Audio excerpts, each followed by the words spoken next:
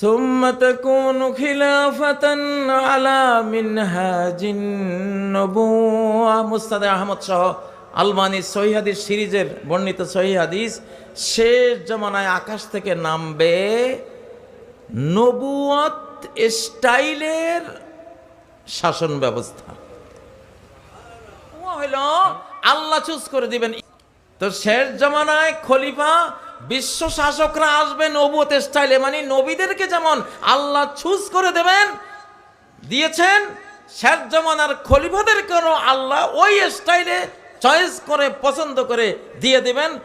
বিশ্ব সমাজ, বাংলাদেশি সমাজ মেনে নেবে। বুঝে আসতেছে? মেনহাজুন নবুওয়া, আলা মেনহাজুন নবুওয়া, এটা হাদিসের শব্দ, এটা বুঝতে হবে।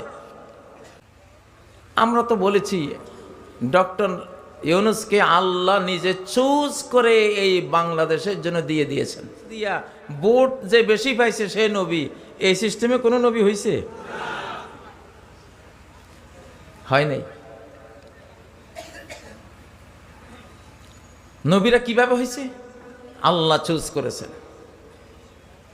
যে আমি জানি উনি বিশ্বস্ত, দক্ষ, মানবপ্রেমিক, উনি একটা পয়সা খেয়ানত করবে না আমার বান্দাদের, আমার কোনো বান্দার উপরে জুলুম অত্যাচার করবে না। বান্দাদের জন্য তিনি পুরা রহমতুল্লিল আলামিন।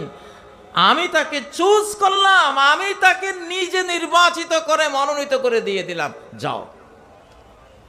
নবীরা এই স্টাইলে আসছে না?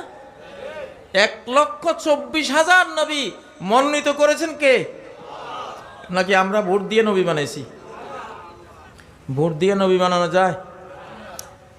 হ্যাঁ, শেষ জামানার খলিফারা আসবে নবীদের স্টাইলে, মানে আল্লাহ নিজে মনোনীত করে চুজ করে পছন্দ করে দিয়ে দিবেন, যা বান্দা তোদের মনের মানুষটা দিলাম, তোরা দেখলে সবাই মেনে নিবি, শান্তি পাবি, যা দিলাম।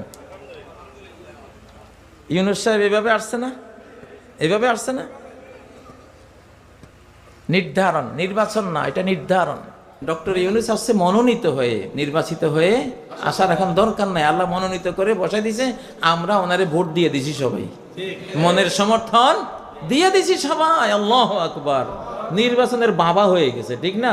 নির্বাচন এটা আসমানেরটা হয়েছে, আসমানের মনোনয়ন আর জমিনের কি সমর্থন। আসমানের মনোনয়ন আর জমিনের সমর্থন, এই দুইটা মিলে খেলাফতেরটা হয়, নবুয়তিটা হয়। সব নবীরাই আল্লাহর মনোনীত ছিলেন। কারোকে কোন নবী ভোট দিয়ে নবী হন নাই, কোন নবী ভোট দিয়া নবী হন নাই।